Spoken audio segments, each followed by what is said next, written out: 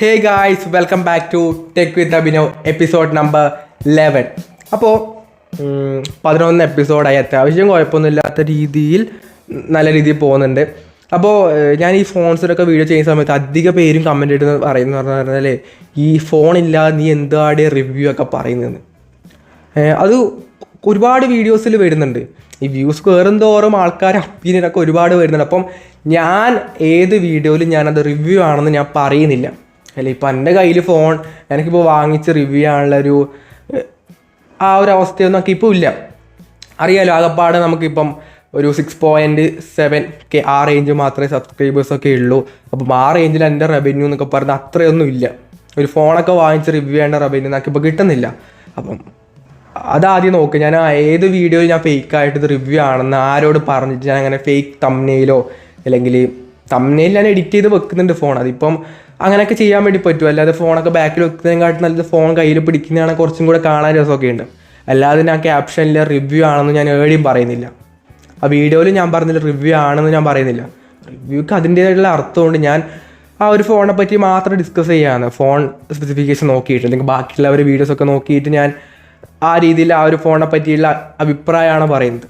അല്ലാതെ ഫോണിൻ്റെ റിവ്യൂ ഒന്നും അല്ല കേട്ടോ അതിൽ പറയുന്നത്. അപ്പം ആ രീതിയിൽ മാത്രം കാണാം. അപ്പം സബ്സ്ക്രൈബ് ചെയ്യാത്തവർ സബ്സ്ക്രൈബ് ചെയ്യാൻ. നമ്മളെ 7K സബ്സ്ക്രൈബേഴ്സ് അടുത്താവുന്നൊരു എനിക്ക് ഈ ഒരു വർഷം അത് ആവണം എന്ന് ആഗ്രഹമുണ്ട്. അപ്പം നിങ്ങളെ സബ്സ്ക്രൈബ് ചെയ്യാത്തവരാണെന്നുണ്ടെങ്കിൽ സബ്സ്ക്രൈബൊക്കെ ചെയ്ത് സപ്പോർട്ട് ചെയ്യാം. അപ്പോൾ വലിയ ന്യൂസ് എന്ന് പറയുന്നത് OnePlusൻ്റെ ഏറ്റവും വലിയ ഇഷ്യൂ ആയിരുന്നു ഗ്രീൻ ലൈറ്റ്.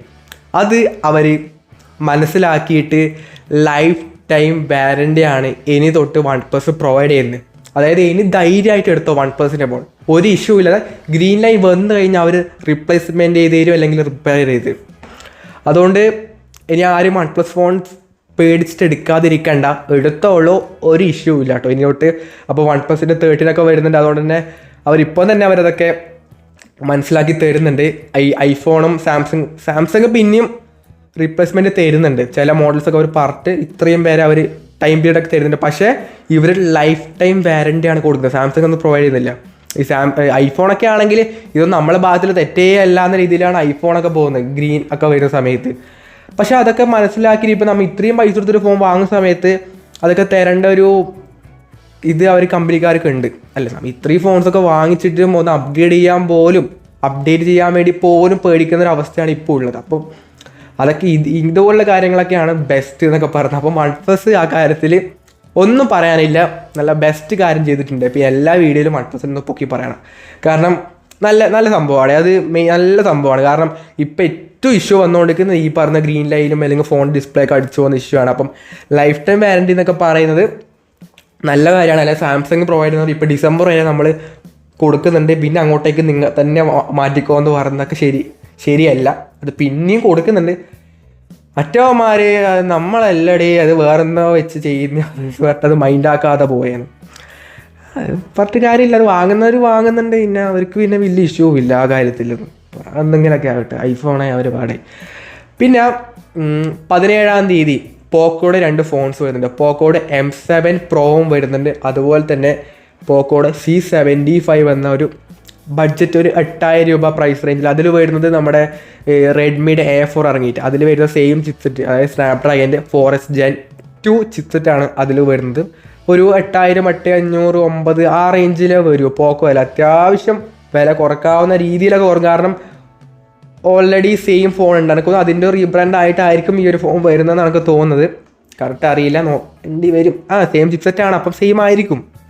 അപ്പോൾ പ്രൈസിൽ കുറച്ചും കൂടെ വില കുറവ് പോക്കോയിൽ ഉണ്ടാവാനുള്ള ചാൻസ് ഉണ്ട്. നമുക്ക് നോക്കാം. അതുപോലെ തന്നെ M7 Pro എന്ന് പറഞ്ഞൊരു 12, 13 ആ റേഞ്ച് ഫോൺ ഇപ്പം മോട്ടോറോള G85 വരുന്നുണ്ട്. നാളെ ലോഞ്ച് ചെയ്യുന്നുണ്ട്. അപ്പോൾ അതും ആ സെയിം പ്രൈസ് റേഞ്ചിലാണ് വരുന്നത്. അപ്പം ഏകദേശം ഒരു കോമ്പറ്റീഷൻ അവിടെ എന്തായാലും ഉണ്ടാവുന്നതായിരിക്കും. അപ്പം ആ ഒരു ഫോണും കൂടെ വരുന്നുണ്ട്. ഇതിലാണെങ്കിൽ ഒരു in display finger print scanner വരുന്നുണ്ട്. സോണിയുടെ LYT600 എന്ന സെൻസർ വരുന്നുണ്ട്. Dimensity 7025 ചിപ്സെറ്റ് ആണെന്ന് പറയുന്നുണ്ട്. കറക്റ്റ് അറിയില്ല, മേ ബി ആയിരിക്കാം, കറക്റ്റ് അറിയില്ല. ചിലപ്പം ആ ഒരു ചിപ്സെറ്റ് ആയിരിക്കാം വരുന്നത്. കുഴപ്പമൊന്നുമില്ല, പറയാം, വന്നിട്ട് നോക്കാം ആ ഒരു ഫോൺ എന്നൊക്കെ പറഞ്ഞ്. പിന്നീട് റെഡ്മിയുടെ Note 40 സീരീസ് 3 ഫോൺസ് ലോഞ്ച് ചെയ്തു. അത്യാവശ്യം പ്രൈസ് റേഞ്ച് വെച്ച് ഓക്കെ ആണ്. ഏറ്റവും ഹയർ മോഡൽ എന്ന് പറഞ്ഞാൽ 31,000 രൂപ ആ പ്രൈസ് വരുന്നല്ലോ. അപ്പോൾ അതിൻ്റെ ഡെഡിക്കേറ്റഡ് വീഡിയോ ചെയ്തിട്ടുണ്ട്, പോയിട്ട് കാണാം. എല്ലാം ചെയ്തിട്ടില്ല, ഓരോന്നോരോ ദിവസമായിട്ട് വരുന്നുണ്ട്. കാരണം 3 ഫോൺസ് ഉണ്ടല്ലോ, അപ്പം ഒരു ദിവസം എല്ലാം എടുത്തിട്ട് അപ്ലോഡ് ചെയ്യാൻ വേണ്ടി പറ്റില്ലല്ലോ. അപ്പം അതിൻ്റെ വീഡിയോ നിങ്ങൾ നോക്കുക പോയിട്ട്, ഇതിൽ അതിനെപ്പറ്റി കൂടുതലായിട്ട് പറയുന്നില്ല. അപ്പം റെഡ്മി നോട്ട് 40 സീരീസ് ഇറങ്ങിയ അടുത്ത റിയൽമിയുടെ ഫോണാണല്ലോ. റിയൽമിയുടെ 14 Pro സീരീസ് അടുത്ത മാസം ഓൾറെഡി ഒഫീഷ്യലായിട്ടുള്ള അനൗൺസ്മെൻറ്റ് റിയൽമിയുടെ ഭാഗത്ത് തന്നെ വന്നിട്ടുണ്ട്, കമ്മിങ് സൂൺ എന്നൊക്കെ പറഞ്ഞ്.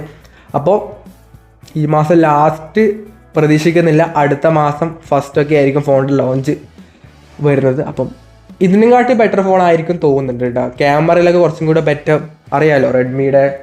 റിയൽമിയുടെ 12 Pro പ്ലസും 13 Pro പ്ലസും ഒക്കെ ക്യാമറ ബെസ്റ്റ് റേഞ്ച് ആയിരുന്നു ഫോട്ടോഗ്രാഫിക്ക് ആണെങ്കിൽ. അപ്പം എന്നാൽ ഇപ്പം അല്ലടേ 13 Pro ഒക്കെ ഇറങ്ങിയത്, ഇപ്പം ആദ്യം ഇറങ്ങാനായ ഇത് തന്നെയാണ് പണി. റിയൽമി ഇങ്ങനെ ഇടയ്ക്കിടയ്ക്ക് സീരീസ് ഇങ്ങനെ ഇറക്കിക്കൊണ്ടേയിരിക്കണം, അങ്ങനത്തെ ഒരു കമ്പനിയാണ്. അപ്പം ഇപ്പം അത് ആദ്യം 14 Pro സീരീസ് ഇറങ്ങാൻ വേണ്ടി പോകുന്നു. നോക്കാം, ആ സമയത്ത് നമുക്ക് ഇറങ്ങിയിട്ട് നോക്കാം ഈ ഒരു ഫോൺ എങ്ങനെയുണ്ട് എന്നുള്ളത്.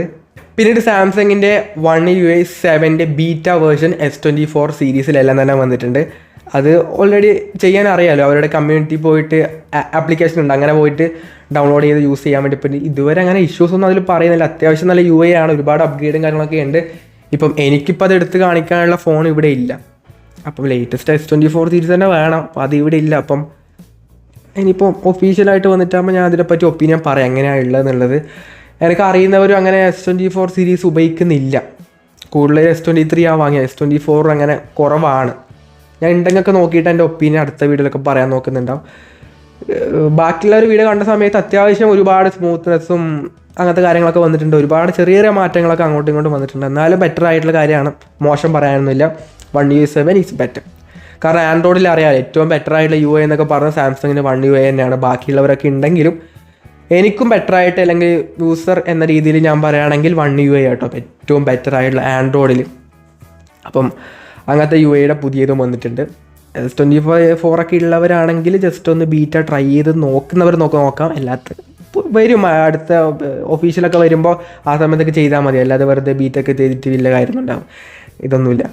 പിന്നീട് ഫ്ലിപ്കാർട്ടിൻ്റെ ലോഗോ അവർ ചെറുതായിട്ട് റീഡിസൈൻ ചെയ്തിട്ടുണ്ട്. ഇപ്പം അറിയാമല്ലോ ഈ ലോഗോ മാറ്റുന്ന പരിപാടി എല്ലാവർക്കും ഉള്ളതാണ്. ഈ ജാഗോറൊക്കെ ഇറക്കിയിട്ട് ഒരുമാതിരി മറ്റേ പിങ്കും മുങ്കിയൊക്കെ ആയിട്ട് നടക്കിയത്. ഇപ്പം അവർ എന്തല്ലോ ഭ്രാന്ത് പിടിച്ച പോലെയാണ് കാറൊക്കെ ഇറക്കുന്നത്. എന്തുവാടേ ഇത്, അങ്ങനത്തെ സംഭവമൊക്കെ ഇറക്കി. ലോഗോ മാറ്റുന്നതോടെ എന്തല്ലോ അവർക്ക് സെയിലില്ല എന്നൊക്കെ പറഞ്ഞ് എന്തൊക്കെയോ ചെയ്യുന്നുണ്ട്. ഫ്ലിപ്കാർട്ട് ഇപ്പോൾ ലോഗോ ഒക്കെ മാറ്റിയിട്ടുണ്ട്. അത് മാത്രമല്ല ഫ്ലിപ്കാർട്ടും മിന്ത്രയും ഇനി ക്യാൻസലേഷന് ഫീ 20 രൂപ വാങ്ങുന്നുണ്ട്. 20 രൂപ. ഓൾറെഡി അവർ മറ്റേ എന്താ പറയുക ക്യാഷ് ഓൺ ഡെലിവറി ആണെങ്കിൽ തന്നെ 7 രൂപ 9 രൂപ അങ്ങനെ ഓരോ 5 രൂപയൊക്കെ ആയിട്ട് വാങ്ങുന്നുണ്ട്. ഇപ്പം ഇതിനും പൈസ 20 രൂപ വാങ്ങുന്നുണ്ട്. അത് എനിക്ക് തോന്നുന്നു നല്ല കാര്യമാണ്. കാരണം ഈ പരവര ഓർഡർ ചെയ്തിട്ട് ക്യാൻസൽ ചെയ്തതിനെക്കാട്ടും നല്ലത് 20 രൂപ ആണെങ്കിൽ അങ്ങനെ ആദ്യം പോയിട്ടൊന്നും ഓർഡറില്ല, ആലോചിച്ചിട്ട് മാത്രം എല്ലാവരും ഓർഡർ ചെയ്യും. അപ്പോൾ അത് അത്യാവശ്യം നല്ല കാര്യമായിട്ട് തോന്നി. അവർക്കും കുറച്ചും കൂടി യൂസ്ഫുൾ ആണ്. അല്ലെങ്കിൽ കൊണ്ടുതരാൻ വരുന്ന ഡെലിവറി പാർട്ട്നേഴ്സിനും കുറച്ചും കൂടെ നല്ലതായിരിക്കും. കാരണം അവർ ഇത്രയും വെയിറ്റൊക്കെ എടുത്തിട്ട് നിങ്ങൾ വീട്ടിന് മുമ്പിൽ എത്തുമ്പോഴായിരിക്കും പറഞ്ഞത് ബ്രോ ഒന്ന് ക്യാൻസൽ ചെയ്തെന്ന് പറയുമ്പോൾ അവരുടെ ആ ഒരു പെർ പീസിന് കിട്ടുന്ന പൈസയാണ് അവർക്ക് പോകുന്നത് ആ ദിവസത്തെ. നിങ്ങളുടെ അത്യാവശ്യം വലിയ എന്തെങ്കിലും പ്രൊഡക്റ്റ് ഒക്കെ ആണെങ്കിൽ അതും തൂക്കി പിടിച്ചുകൊണ്ട് ഇവന്മാർ വന്നിട്ട് ഇവിടെ എത്തുമ്പോൾ അത് വേണ്ട എന്നൊക്കെ പറയുന്നത് അവർ ആ ഒരു പൈസ കുറഞ്ഞിട്ടുണ്ട്. അത്രയും സാധനം വെക്കേണ്ട സ്ഥലത്തായിരിക്കും നിങ്ങളുടെ ആ ഒരു പ്രൊഡക്റ്റ് വെച്ചിട്ടുണ്ടാവില്ല. അപ്പോൾ അവർക്ക് ആ കിട്ടുന്ന ഒരു 18 രൂപ അല്ലെങ്കിൽ 19 രൂപക്ക് 20 രൂപക്ക് അവർക്ക് പോയില്ല ഒരു ദിവസത്തെ. അപ്പോൾ ഈ കിട്ടുന്നതിൽ അവർക്ക് ഒരു ഷെയർ കൊടുത്തിട്ടുണ്ടെങ്കിൽ കുറച്ചും കൂടെ നല്ലതാണ്. ഫ്ലിപ്കാർട്ടിൽ നിങ്ങൾ സ്വന്തമായിട്ട് എടുത്തു കഴിഞ്ഞാൽ ശരിയല്ല കേട്ടോ. അപ്പം അതുകൊണ്ട് അതും കുറച്ചും കൂടെ നല്ലതായിരിക്കും. എല്ലാവർക്കും നല്ല സംഭവം തന്നെയാണ്. അപ്പം അതൊരു മോശമായിട്ട് എനിക്ക് തോന്നിയിട്ടില്ല. ഞാനാണെങ്കിലും ഇടയ്ക്കിടയ്ക്ക് ഒരു സാധനം ഓർഡർ ചെയ്ത് കഴിഞ്ഞാൽ പിന്നെ കുറച്ച് സമയത്ത് പൈസ കുറഞ്ഞാണ് ഞാൻ ഇത് ക്യാൻസൽ ചെയ്തിട്ട് അടുത്ത് ഓർഡർ ചെയ്യുന്നുണ്ട്. അപ്പം അങ്ങനെയൊക്കെ നോക്കുന്ന സമയത്ത് ചൊറയാണ്. എന്നാലും ആലോചിച്ചിട്ടൊക്കെ മാത്രം ഇതിന് ഓർഡർ ചെയ്യുക. 20 രൂപ ക്യാൻസലേഷൻ ഫീ എന്തായാലും വരുന്നതായിരിക്കും. അപ്പം അതും കൂടെ നോക്കുക. അപ്പം ഇത്രയും കാര്യങ്ങളാണ് ഇന്ന് പറയാനുള്ളത്.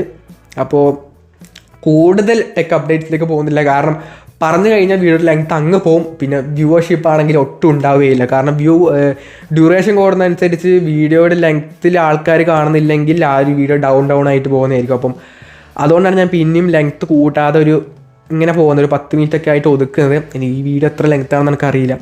അപ്പോൾ നിങ്ങളുടെ ഒപ്പീനിയൻ താഴെ കമൻറ്റ് ചെയ്യുക, വീഡിയോ പറ്റിയ എല്ലാ ഒപ്പീനിയനും. അപ്പോൾ കഴിഞ്ഞ ഏതോ ഒരു വീഡിയോയിൽ ഏതോ എടുത്താൽ വന്നിട്ട് എന്തൊക്കെയോ കമൻറ്റ് ഇട്ട് പോകുന്നുണ്ടായി.